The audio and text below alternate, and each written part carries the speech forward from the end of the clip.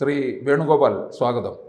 ഈ 16ാമത് നിയമസഭാ തെരഞ്ഞെടുപ്പിന് ഇനി 15 മാസം ബാക്കി നിൽക്കുന്നുണ്ട്. ഈ കേരളത്തിലെ മുന്നണികളൊക്കെ തന്നെ അണിയറ നീക്കം തുടങ്ങിക്കഴിഞ്ഞിട്ടുണ്ട്. പല ചരടുവലികളും ഒക്കെ ഉണ്ട്. അതിൽ നമുക്ക് എടുത്തു പറയേണ്ട ഒരു കാര്യം, കേരളത്തിൽ ഇനി അങ്ങോട്ട് BJPയുടെ സ്പേസ് എത്രത്തോളം ഉണ്ട് എന്നുള്ളതാണ്. ഓരോ തെരഞ്ഞെടുപ്പിലും നമ്മൾ കാണുന്നതാണ്, അവരുടെ വോട്ട് വിഹിതം വർദ്ധിപ്പിച്ചു വരുന്നുണ്ട്. ഇനി എന്തായിരിക്കും? BJPക്ക് വളരെ സ്പേസ് കേരളത്തിലുണ്ട്. കാരണം ഇവിടെ ഇടത് വലത് മുന്നണികൾ തുടർന്നു വരുന്ന ഒരു രാഷ്ട്രീയത്തിനകത്ത് ഒരു ന്യൂനപക്ഷ പ്രീണനം വളരെയധികം അറിഞ്ഞോ അറിയാതെയോ വരുന്നുണ്ട്. അതിൻ്റെ ഒരു പ്രധാന കാരണം ഹിന്ദു എന്ന് പറയുന്ന ഒരു ജനത പലപ്പോഴും സംഘടിതമല്ല, അഥവാ സംഘടിതമാണെങ്കിൽ തന്നെ ഒരു SNDP ആയിട്ടോ ഒരു NSS ആയിട്ടോ അല്ലെങ്കിൽ ഒരു KPMS ആയിട്ടോ ഒക്കെ ഇങ്ങനെ ചിഹ്നിച്ചിതറി നിൽക്കുന്ന ഒരു പ്രസ്ഥാനമാണ് ഈ ഹിന്ദുക്കൾ അല്ലെങ്കിൽ ഹിന്ദുക്കളുടെ ഒരു കൂട്ടായ്മ എന്ന് പറയുന്നത് എന്നുള്ള ധാരണ ഉള്ളതുകൊണ്ട് അവരെ ഇങ്ങനെ ഭിന്നിപ്പിച്ച് ഭരിക്കാമെന്നുള്ളത് നമ്മുടെ സ്വാതന്ത്ര്യ അനന്തര കാലം മുതൽ ഇങ്ങനെ കേരളത്തിൽ തുറന്നു വരുന്നൊരു നയമാണ്.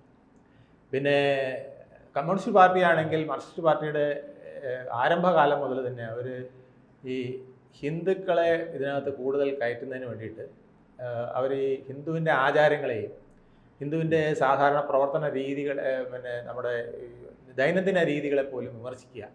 അതായത് ജനനം മുതൽ മരണം വരെ എല്ലാ മതക്കാർക്കും ഓരോ കർമ്മങ്ങളുണ്ടല്ലോ, ആ കർമ്മങ്ങളെ പോലും വിമർശിച്ചിട്ട് അതൊന്നും ചെയ്യാൻ പാടില്ല എന്ന് പറഞ്ഞിട്ട് ഈ പലരും പറയുമല്ലോ, ഹിന്ദുവിനെ ഒരു ജന്തുവാക്കി മാറ്റിക്കൊണ്ട് ആ ജന്തുവിനെ ഇങ്ങനെ നയിക്കുന്ന ഒരു രീതിയിലേക്ക് കൊണ്ടുപോകുന്ന ഒരു ശൈലി കമ്മ്യൂണിസ്റ്റ് പാർട്ടികൾ തുടങ്ങും. അതിൻ്റെ കാരണം മറ്റൊന്നുമല്ല, അവർക്ക് അങ്ങനെയാണെങ്കിലേ അവരുടെ കൂടെയൊക്കെ ആളെ നിർത്താൻ പറ്റുള്ളൂ. ഈ മറ്റ് കെട്ടുപാടുകളുണ്ടെങ്കിൽ അവർക്ക് ഇതിനകത്തോട്ട് കൊണ്ടുവരാൻ പറ്റില്ല. ഇതേ തന്ത്രം അവർ മുസ്ലിങ്ങളുടെ അടുത്തും ക്രിസ്ത്യാനികളുടെ അടുത്തും ആദ്യം എടുത്തു നോക്കി. പക്ഷേ അവർ തെമ്മാടിക്കുഴിയിലേ അടക്കമുള്ളൂ. മാമോദിസ മുക്കിയില്ലെങ്കിൽ അവനെ ക്രിസ്ത്യാനിയായിട്ട് അംഗീകരിക്കില്ല. മുസ്ലിം ആണെങ്കിൽ ഒട്ടും ഹറാമായിട്ട് തന്നെയാണ് ആദ്യം ഈ കമ്മ്യൂണിസ്റ്റുകളെയൊക്കെ കണ്ടിരുന്നത്. അപ്പോൾ അതുകൊണ്ട് അവരുടെ അടുത്ത് കൂടുതൽ വില നടന്നില്ല. പക്ഷേ ഹിന്ദുക്കളെ വായ്ക്കരിയിടാൻ പാടില്ല, അല്ലെങ്കിൽ എന്തിനാ ബലിയിടുന്നത്, അല്ലെങ്കിൽ ഇങ്ങനെ തുടങ്ങി എല്ലാ കാര്യങ്ങളിലും, അല്ലെങ്കിൽ പൊട്ട് തൊടരുത്, അമ്പലത്തിൽ പോകരുത്, ഇങ്ങനെ എന്ത് കാര്യത്തിലും ഹിന്ദുവിനെ വിമർശിക്കുന്ന അല്ലെങ്കിൽ ഹിന്ദുവിനെ വഴിതെറ്റിക്കുന്ന, ഹിന്ദുവിനെ ആത്മീയത എന്ന് പറഞ്ഞതുണ്ടോ, അത് അങ്ങനെ ഒരു ഇല്ലല്ലോ, എന്തിനാണ് ഈ ആത്മീയത എന്ന് പറഞ്ഞുകൊണ്ട് പോകുന്നത്, ദൈവം എവിടെ ഇരിക്കുന്നു, കല്ലാണോ ദൈവം, കല്ല് തുപ്പിയാലെന്താ, ഇങ്ങനെയൊക്കെ പറഞ്ഞ് ആ കാലത്തിലെ സാഹിത്യകാരന്മാരെ, ഹിന്ദു സാഹിത്യകാരന്മാരെയൊക്കെ ആ വിധത്തിൽ കൊണ്ടുവന്ന് അതൊരു പുരോഗമന പ്രസ്ഥാനം, അങ്ങനെ പറഞ്ഞാലേ പുരോഗമന പ്രസ്ഥാനം ആവുള്ളൂ എന്നുള്ള രീതിയിലേക്ക് കൊണ്ടുവന്നപ്പം തീർച്ചയായിട്ടും അവിടെ ഹിന്ദുക്കൾ ജന്തുക്കളായി മാറി. അവർക്ക് മതമെന്ന് പറഞ്ഞത് ശരിക്കും പറഞ്ഞാൽ ഇല്ലാത്ത പോലെയായി ഒരു വിഭാഗത്തിന്. പക്ഷെ പിന്നെ ഈ ആചാരപ്രകാരം കല്യാണം നടത്തും, അങ്ങനെ ഇങ്ങനെയൊക്കെ ചിലർ ചെയ്യുമെന്നല്ലാതെ അവരുടെ അണികളിലുള്ളവർ ചെയ്യാതായി. അപ്പം ഇങ്ങനെ ഹിന്ദുവിനെ അടിച്ചമർത്തുന്ന ഒരു ശൈലി കേരളത്തിൽ പണ്ട് മുതലുണ്ട്. അതിങ്ങനെ മുറ്റി വന്ന് അത് ജനസംഘം വിചാരിച്ചിട്ടൊന്നും നടന്നില്ല, അതിനകത്ത് കൂടുതൽ ഇൻവോൾവ്മെൻ്റ് നടന്നു.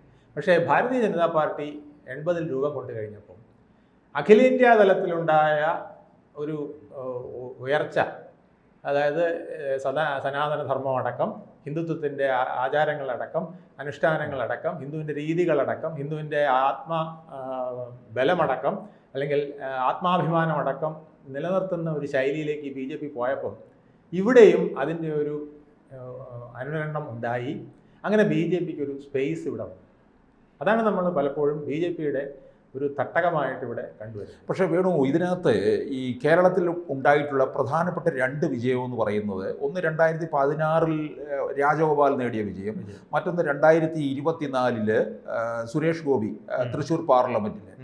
2016-ൽ കിട്ടിയ നമുക്കറിയാം നിയമമണ്ഡലം 2021-ൽ കളഞ്ഞുപോയി. പക്ഷേ ഈ 2 പേരുടെയും വിജയത്തിനകത്ത് പാർട്ടിക്ക് ഇല്ലാത്ത തരത്തിൽ അവരുടെ വ്യക്തിപ്രാഭവത്തിൽ നേടിയെടുത്ത ഒരു രീതിയാണെന്ന് എനിക്ക് തോന്നുന്നു. അതെ, അതിന് കാരണമുണ്ട്. കാരണം പാർട്ടി ഇവിടെ പച്ച പിടിക്കാനായിട്ട് ഒന്ന് ബാഹ്യ സമ്മർദ്ദം പെട്ടെന്നൊന്നും സമ്മതിക്കില്ല. മാർക്സിസ്റ്റ് പാർട്ടി എന്ന് പറയുന്നത് നിങ്ങൾ ഉദ്ദേശിക്കുന്ന പോലത്തെ ഒരു ചെറിയ പാർട്ടിയല്ല. അത് എല്ലാ വീടുകൾക്കകത്ത് വരെ വല വിരിച്ചിരിക്കുന്ന ഒരു പ്രസ്ഥാനമാണ്. അത് എല്ലാ സാമൂഹിക സെറ്റപ്പുകളിലേക്കും പോയിരിക്കുന്ന പ്രസ്ഥാനമാണ്. ഞാൻ റെസിഡൻസ് അസോസിയേഷൻ്റെ ഒരു പ്രവർത്തകനാണ്.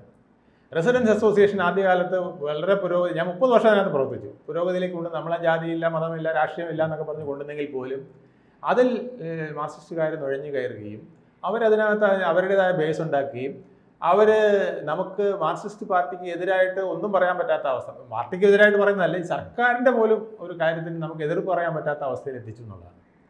ഒരു നിസ്സാര കാര്യം പറയാം, ഈ സിവിൽ സപ്ലൈസിൽ അവശ്യ സാധനങ്ങൾ ലഭ്യമല്ല, അരി ഉൾപ്പെടെ എന്ന് പറഞ്ഞപ്പോൾ ഒരു ഗ്രൂപ്പിൽ ഒരാൾ എഴുതിയതാണ്, ഒരു കുടുംബ ഗ്രൂപ്പിൽ, റെസിഡൻസ് ഡിവിഷൻ ഗ്രൂപ്പിൽ ഇട്ടതാണ്. ഉടനെ അവനെ കൊല വിളിച്ചത്. രാഷ്ട്രീയം ഇതിനകത്ത് പാടില്ല. അപ്പോൾ അയാൾ ചോദിച്ചു, എന്ത് രാഷ്ട്രീയം? അരിയിൽ എന്ത് രാഷ്ട്രീയം?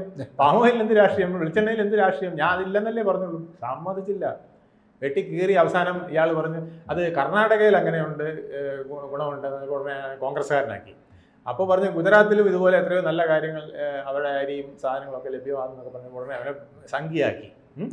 എന്ന് പറഞ്ഞാൽ ചുരുക്കത്തിൽ ഏത് ഇതിലും അവർ ആ ഒരു സൈലന്റ് സ്പീക്കിംഗ് കില്ലേഴ്സിനെ വെച്ചിട്ടുണ്ട്. അതുകൊണ്ട് ഇതിനകത്ത് പെട്ടെന്ന് കയറുക എളുപ്പമല്ല. കാലക്രമത്തിൽ ഇതിനകത്ത് പച്ച പിടിച്ച് വരാൻ പറ്റുള്ളൂ. കാരണം നിങ്ങളെ ടാർണിഷ് ചെയ്യാനായിട്ട് ഒരു വലിയ ഗ്രൂപ്പ് കാണും. അത് ഏത് പാർട്ടി വന്നാലും ഉണ്ട്. പക്ഷേ ഹിന്ദുത്വ പാർട്ടി വന്നാൽ അത് വളരെ കൂടുതലായി. കാരണം ഹിന്ദുക്കളാണ് മാർക്സിസ്റ്റ് പാർട്ടിയുടെ ബേസ്. എല്ലാവരും പറയുന്നത് പ്രത്യേകിച്ച് ഈഴവ വോട്ടുകൾ. ഈഴവ മാത്രമല്ല, നായരോട്ടും ഉണ്ട്. ഇപ്പൊ ഇരിക്കുന്ന മന്ത്രിമാർ മുഴുവൻ നായന്മാരില്ലേ? നായന്മാർ കൂടുതലും. പക്ഷേ UDF-നോട് അനുകൂലമായ നിലപാടിലേക്ക് അതുകൊണ്ട് അത് നായരെപ്പോഴും എല്ലായിടത്തും അത് ആ നായരുടെ ഒരു രീതിയാണ്. അല്ല, ഇപ്പൊ വേറൊരു കാര്യം കിട്ടുന്ന പലയിടത്തും ഒരു ചാടിക്കയറി സ്ഥാനമൊക്കെ പിടിക്കും. എല്ലാ നായന്മാരും ഈ സുമാരനാര് പറയുന്ന പോലെ വോട്ട് ചെയ്യത്തുമില്ലല്ലോ. ഇല്ലില്ല, അതൊക്കെ ഇൻഡിപെൻഡന്റ് ആയിട്ടേ പോവുള്ളൂ. കാരണം ഈ നായരെന്ന് പറഞ്ഞാൽ വാറിയർ വിഭാഗമാണ്, പഴയ കളരി ആശാന്മാരാണ്. ഇവന് നട്ടലിന്റെ ബലം ഭയങ്കര കൂടുതലല്ല. ആര് പറഞ്ഞാലും കേൾക്കരുത്, ഭാര്യ പറഞ്ഞാൽ പോലും കേൾക്കരുത്, അച്ഛനും പോയും പറഞ്ഞാൽ കേൾക്കരുത്, രണ്ടാമതേ ഇത് കേൾക്കുള്ളൂ. ആദ്യം ഒന്നുകൂടെ ഞാൻ പറഞ്ഞതിനെ ചോദ്യം ചെയ്യാൻ ആയിരിക്കുന്നു എന്നുള്ളതാണ് ഈ നായരുടെ ഒരു രീതി. അതിപ്പോഴും മാറിയിട്ടില്ല. ഇവൻ എവിടെ ചെന്നാലും ഈ ഒരു ആവശ്യമില്ലാത്തൊരു തലയെടുപ്പ് ചിലപ്പോൾ കാണിക്കും, ചിലപ്പോൾ കൊട്ടും കിട്ടും. ഇത് നായരുടെ ഒരു ശൈലിയാണ്. അപ്പം നായരെ പെട്ടെന്ന് ആർക്കും പിടിച്ച് ഇങ്ങനെ ഫുള്ളായിട്ട് പിടിക്കാൻ പറ്റില്ല. എന്നാൽ അവനിൽ ഒരുപാട് പൊട്ടൻഷ്യാലിറ്റി ഉണ്ട് തന്നെ. ഈഴവാണെങ്കിൽ പ്രത്യേക ഒരു കമ്മ്യൂണിറ്റി പോലെ നിന്നും മാർക്സിസ്റ്റ് പാർട്ടിക്ക് ഒപ്പമാണ് പോയിരുന്നത്. അപ്പം അവരും ഇപ്പം മടുത്തിട്ടുണ്ട്. അപ്പം BJP-യുടെ വോട്ട് നേടുന്നത് അത്രയും CPM-ന്റെ വോട്ട് ചോർച്ചയാണ് എന്നുള്ളതാണ് നമുക്ക് മനസ്സിലാക്കാൻ കഴിയും. വലിയ തോതിൽ അത് പാർട്ടി വിലയിരുത്തിയിട്ടുണ്ട്. കഴിഞ്ഞ പാർലമെന്റ് ഇലക്ഷനിൽ മനസ്സിലായല്ലോ. കാരണം അവര് മുസ്ലിം പ്രീണനം നടത്തി തുടങ്ങിയപ്പോൾ തന്നെ ഇവിടുന്ന് പതുക്കെ ആള് പോകുന്നു എന്നുള്ളത് മനസ്സിലായി. അത് ഇലക്ഷനിലോടുകൂടി പൂർണ്ണമായും മനസ്സിലായി. അത് കഴിഞ്ഞ ഇലക്ഷൻ അങ്ങനെയല്ലേ? കഴിഞ്ഞ ഇലക്ഷനിൽ എന്താ പറയുന്നത്, പിന്നെ ആ രാധാകൃഷ്ണൻ എന്ന് പറഞ്ഞൊരു ആള് തന്നെ രക്ഷപ്പെട്ടത് എങ്ങനെയാണ്? അദ്ദേഹത്തിന്റെ വ്യക്തിപരമായ കഴിവുകൊണ്ടാണ്. BJP-ക്ക് സ്പേസ് ഉണ്ട്. BJP-യുടെ സ്പേസ് BJP ഉപയോഗിക്കുന്നില്ല വേണ്ട രീതിയിൽ എന്നുള്ളതാണ്. അതിനകത്ത് 2-3 കാരണങ്ങളുണ്ട്. സംഘടനാപരമായ ഒരു ശക്തി ഇപ്പോഴും ആയിട്ടില്ല. അവർ ശക്തിപ്പെടുത്താൻ നോക്കുന്നുണ്ട്. ഇപ്പം തന്നെ വലിയ നടപടിയാണ് ചെയ്തിരിക്കുന്നത്. ജില്ലകൾ കൂട്ടിയത് 27 ജില്ലകൾ ഉണ്ടാക്കിയത് കുറച്ചുകൂടെ ഫോക്കസ് ചെയ്യാനും കോൺസെൻട്രേറ്റ് ചെയ്യാനും പറ്റി. പക്ഷേ BJP പഠിക്കേണ്ട ഒരു കാര്യം, BJP കേരള നേതൃത്വം പഠിക്കേണ്ടത് കേന്ദ്ര നേതൃത്വത്തിനെ കണ്ടാണ് പഠിക്കേണ്ടത്. കേന്ദ്ര നേതൃത്വത്തിൽ എന്താണ് വന്നത്? കേന്ദ്ര നേതൃത്വം ചെയ്തത് എന്താണ്? സുരക്ഷിതമായ ഒരു രാജ്യം, തീവ്രവാദികളുടെ ആക്രമണം ഇല്ലാതാക്കാനായിട്ടുള്ള ശ്രമം, ഇങ്ങനെ ആദ്യം രാജ്യസുരക്ഷയാണ് അവർ പ്രധാനമായിട്ട് കൊടുത്തത്. രണ്ടാമത് തൊഴിൽ സൗകര്യങ്ങൾ, പിന്നെ സ്വയം തൊഴിൽ കണ്ടെത്താനുള്ള സൗകര്യങ്ങൾ, ഇഷ്ടംപോലെ ഓപ്പർച്യൂണിറ്റീസ് ഉണ്ടാക്കാനുള്ള ശ്രമങ്ങൾ, ഇതൊക്കെ നോക്കി. പിന്നെ ഫ്രീ മാർക്കറ്റ്, ഇങ്ങനെയുള്ള കാര്യങ്ങളൊക്കെ നോക്കിയപ്പം എക്കോണമി കുറച്ചൊന്ന് ചലിച്ചു. അപ്പം ഇതുപോലെ പല കാര്യം, അതുപോലെ എക്സ്പോർട്ടുകൾ വർദ്ധിപ്പിക്കാനുള്ള ശ്രമം പല രാജ്യത്തിന്. ഇപ്പോൾ റഷ്യയിൽ നിന്ന് ക്രൂഡ് ഓയിൽ ഇവിടെ കൊണ്ടുവന്ന് ശുദ്ധീകരിച്ച് നമ്മൾ ഇതിനേക്കാൾ വില കൂട്ടി മറ്റു രാജ്യത്തിന് കൊടുക്കുക. നമുക്ക് എണ്ണ ഇല്ല, എന്നിട്ട് നമ്മൾ എണ്ണ രാജ്യം പോലെ ആക്ട് ചെയ്തു. ഇതുപോലുള്ള ചില ചെപ്പടി വിദ്യകൾ BJP അവിടെ കാണിച്ചപ്പോൾ ഇന്ത്യൻ എക്കോണമിക്ക് ഒരു ചലനം ഉണ്ടായിട്ടുണ്ട്, ഇല്ല എന്ന് പറയാൻ പറ്റില്ല. ആ ചലനം, അതുപോലെ കുറേ കാര്യങ്ങൾ ഇവിടെ ജനങ്ങൾക്ക് ചെയ്യാനുണ്ട്. BJP അത് ചെയ്യണം. BJP-യുടെ നേതൃത്വം അതിനൊക്കെ രീതിയിൽ വളർന്നിട്ടില്ല എന്നുള്ളതാണ്. BJP-ക്ക് പറ്റിയ ഒരു കുഴപ്പം അറിയാമോ? ആദ്യം ഇത് കൊച്ചു പാർട്ടിയായിരുന്നു, ഇതിനകത്ത് ആരും പോകില്ലായിരുന്നു. ഈ ഞാൻ പറഞ്ഞ പോലെ അവഹേളനം ഭയങ്കരമായിരുന്നു. വർഗീയ പാർട്ടി അതിനകത്ത് ആരെങ്കിലും പോകുമോ? ഹിന്ദുക്കളുടെ പാർട്ടി, അതൊരു വർഗീയ പാർട്ടി, അത് RSS അങ്ങനെ ഇങ്ങനെ. പക്ഷെ അന്ന് ജോർജ് കുര്യൻ അതിനകത്ത് അത് വന്നു. കുറച്ച് ഈ നല്ല പ്രവർത്തകരുണ്ട്, നല്ല നേതാക്കളുമുണ്ട്. പക്ഷേ അവരെന്ത് ചെയ്യുന്നത്, ബാക്കിയുള്ള ഏരിയ ഫില്ല് ചെയ്യാൻ വേണ്ടിയിട്ട് കുറേ കിട്ടിയതിനെയൊക്കെ എടുത്ത് ഫില്ല് ചെയ്തിട്ടുണ്ട്. ആ ഫില്ലിങ് അവർക്ക് കുഴപ്പം ചെയ്തിട്ടുണ്ട്. ഇതിനെപ്പോൾ എടുത്ത് കളയാനും വയ്യ. ഇപ്പോൾ പലതും ടോപ്പിലും ജില്ലാതലത്തിലും സംസ്ഥാന തലത്തിലൊക്കെ മുകളിൽ കുറേ നിൽപ്പുണ്ട്. അതൊക്കെ പലതും കളയേണ്ട സാധനങ്ങളാണ്. ഒരുപാട് നല്ല ആൾക്കാരുണ്ട്, പക്ഷേ കുറേ കീടങ്ങളുണ്ട്. അതിനെ കളയേണ്ട സമയമായി. അത് കളയാൻ പറ്റുന്നില്ല പാർട്ടിക്ക്. അത് കളഞ്ഞിട്ട് നല്ല കേഡർ ആദ്യമാണ്. ഞാൻ പറഞ്ഞില്ലേ, ഹിന്ദുക്കൾക്ക് ഒരു ഇൻസ്പയറിംഗ് ആയിട്ട് തോന്നാം. കൊള്ളാമല്ലോ BJP പറയുന്നത്. സംസ്ഥാനത്തിന് ഗുണമായ കാര്യങ്ങളാണല്ലോ പറയുന്നത്. ഇവിടുത്തെ നമ്മുടെ എക്കോണമിയെ മെച്ചപ്പെടുന്ന കാര്യമാണല്ലോ പറയുന്നത്, ഹിന്ദുവിൻ്റെ ആത്മാഭിമാനം ഉണർത്തുന്ന കാര്യമാണല്ലോ പറയുന്നത് എന്ന് തോന്നിപ്പിക്കാൻ അവർക്ക് ഇപ്പോഴും കഴിഞ്ഞിട്ടില്ല. മനസ്സിലായില്ലേ? ഇവർ കോൺഗ്രസ് ചെയ്യുന്ന പോലെ തന്നെ കുറേ സമരങ്ങൾ അല്ലെങ്കിൽ കുറേ BJP മാർക്സിസ്റ്റ് പാർട്ടിക്കെതിരെ പറയും. അതൊന്നും അല്ല പ്രധാനം. ആദ്യം വേണ്ടത് നമ്മുടെ ബേസ് ഒന്ന് ഇൻസ്പയർ ചെയ്യണം. ആ ഇൻസ്പിറേഷനിൽ വേണമെങ്കിൽ അതിന് ബുദ്ധിയുള്ള നേതാക്കൾ വേണം.